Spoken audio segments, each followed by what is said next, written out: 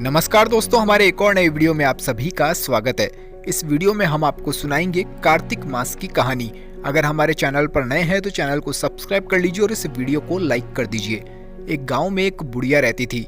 वो कार्तिक का व्रत रखा करती थी। उसके व्रत खोलने के समय कृष्ण भगवान आते और एक कटोरा खिचड़ी का रख कर चले जाते। बुढ़िया के पड़ोस में एक औरत भी रहती थी।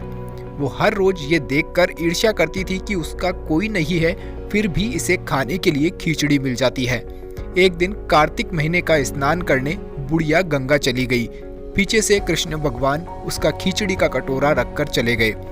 पड़ोसन ने जब खिचड़ी का कटोरा रखा और देखा कि बुढ़िया नहीं है, तब वो कटोरा उठाकर घर के पिछवाड़े फेंक आई।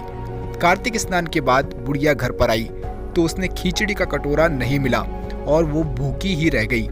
बार बार एक ही बात कहती कि कहाँ गई मेरी खिचड़ी और कहाँ गया मेरा खिचड़ी का कटोरा।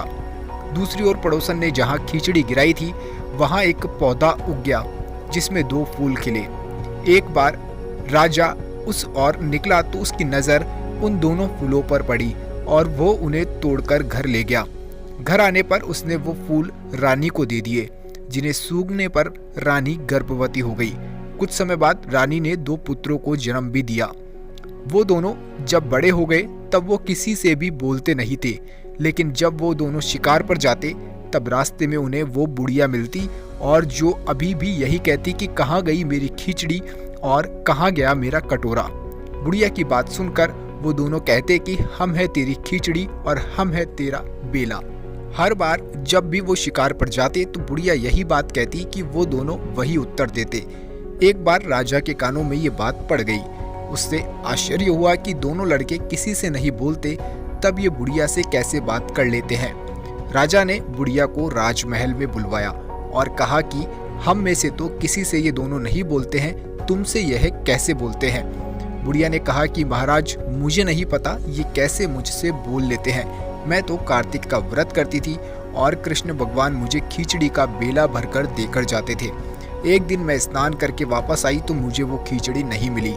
जब मैं कहने लगी कि कहाँ गई मेरी खिचड़ी और कहाँ गया मेरा बेला, तब इन दोनों लड़कों ने कहा कि तुम्हारी पड़ोसन ने तुम्हारी खिचड़ी फेंक दी थी और उसके 2 फूल बन गए थे।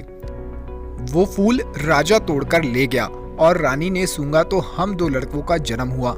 हमें भगवान ने ही तुम्हारे लिए भेजा है। सारी बात सुनकर राजा ने बुढ़िया को महल में ही रहने को कहा।